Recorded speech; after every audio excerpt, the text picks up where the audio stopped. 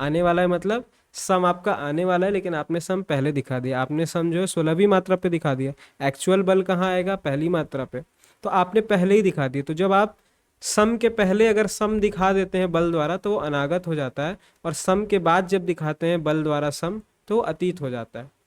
ठीक है, अतीत मतलब सम बीत गया, अनागत मतलब सम आने वाला है। अतीत मतलब सम जो है वो दूसरे मात्रा पे दिखाया गया, सम जो है बीत गया आपका। और अनागत मतलब आपने सम 16 मात्रा पे दिखाया, सम अभी एक मात्रा पे आने वाला है। ये था एकदम इजी एक्सप्लेनेशन। आइए हम पढ़ते हैं। सम, ताल के प्रारंभ को सम कहते हैं। सम सदैव मात्रा पर आता है।